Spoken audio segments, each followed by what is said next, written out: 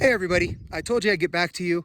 I was trying to get the students in class today to work with me. Nobody wanted to authorize being on video. Everybody's being a bit modest now. But I was able to record their shots. This is after about 75 rounds of 9mm, 115 grain, the stuff I started out with this morning, as well as probably 50, 60 rounds of 38.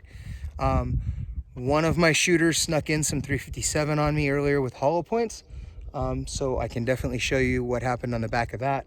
But with some of the 9mm shots, we got similar stuff with just ball ammo.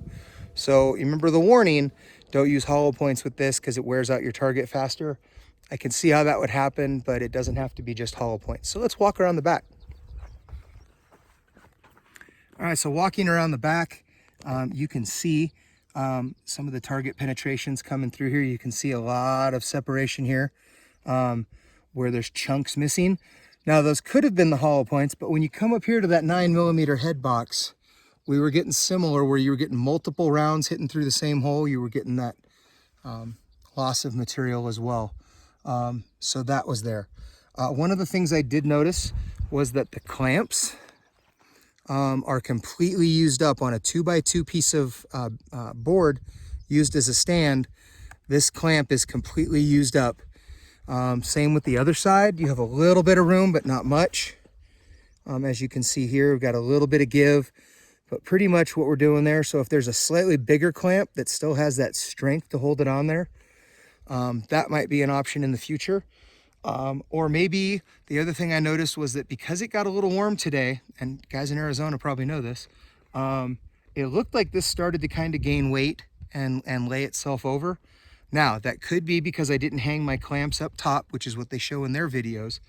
But had I have done that, I think I would have ended up down here at the bottom hanging off the front because on this angle, we are at a little bit of a tilt. So I might have to come up with a better option for that. Maybe make a more of a plate rack or a system where it slides into place better to hold it, give it more support. Overall, super impressed. Didn't have any trouble with it. Took multiple hits. When I wanted to clean it up and get a fresh, clean target, I just spray painted over it. You can see some of my spray paint here. Excellent splatter effect, much like advertised. Overall, I thought it was great. Students today thought it was awesome. They really liked the ability to shoot it, see good hits pop up, and then reset their target to blank without having to do that. So I did use an IPSC paper target just so I could kind of show. Similar amount of shots on this one. I put a B8 over it to repair the center, but if we pop this off, you can see that we still have a lot of hits. Now I could tape this throughout class, but then that starts to show a lot of tape. I could do negative taping, just mark the misses, and that would be effective. But honestly, this target is done. I'm not going to be able to reuse this target without coming out here and looking all kinds of shady by reusing a target. So when I talk about the reusability, this is what I'm talking about. I can spray paint this. For all intents and purposes, the students think it's new and they get their own new target every single time. Cost effectiveness, I go through in a class, depending on the amount of shooters, have 1 to 2 of these for every student. So you could figure I max out my classes, usually 5 to 6 people, so not big classes. I could go through, 10 targets each class, and at, 50 cents, $1 a piece, that's going to start adding up.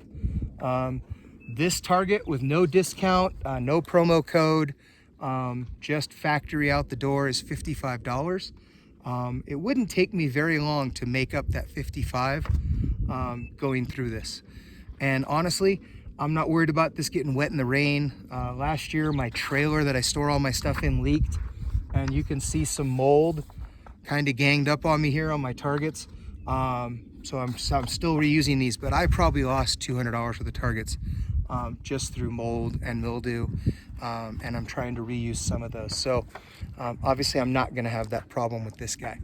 This one could get rained on. I might have to let it dry and repaint it. Otherwise, it's going to work again.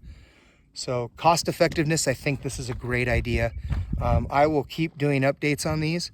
I'll run some more tests on it when I have some more time. But I had 2 classes today and I thought it might be a good opportunity. So thanks for your time, and I'll piece all this video together and talk to you guys later. Stay safe, train hard. Bye.